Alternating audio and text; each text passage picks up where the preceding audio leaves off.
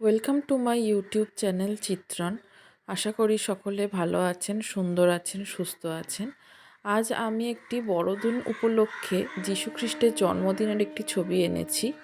ছবিটা আগে থেকে আমি এঁকে রেখেছি, আজ আপনাদের সামনে রং করে দেখাবো। আপনাদের সকলকার কাছে আমার অনুরোধ, দয়া করে পুরো ভিডিওটা আপনারা দেখবেন। ছবিটা পুরোপুরি আমি ওয়াটার কালার দিয়েই করেছি। এখন আমি ব্যাকগ্রাউন্ডটা করে নিচ্ছি। ব্যাকগ্রাউন্ডে একটি দেওয়াল আছে, দেওয়ালটাতে আমি পুরো রং করছি। ছবিটাতে দেখানো হয়েছে মা মেরির কোল আলো করে জন্ম হয়েছে যিশুর। পাশে বাবা জোসেফ বসে রয়েছে, আর আরও পাশাপাশি রয়েছে তার বিভিন্ন আত্মীয় পরিজনেরা। আমার পেছনের দেওয়ালটা প্রায় রং করা হয়ে গেছে। এবারে দেওয়ালের সাইডগুলোতে আমি ব্রাউন কালার দিচ্ছি, একটু ডার্ক শেড দিয়ে দিচ্ছি যে ইটগুলো দেখা যাচ্ছে সেগুলোতে। এবারে এখানে যা মানুষ রয়েছে সেই মানুষগুলো সবের আমি ফেস আর স্কিনগুলো কালার করে ফেলছি। ইয়েলো অকার মিডিয়াম ইয়েলো ব্যবহার করে আমি ফেস আর স্কিনের কালার করছি।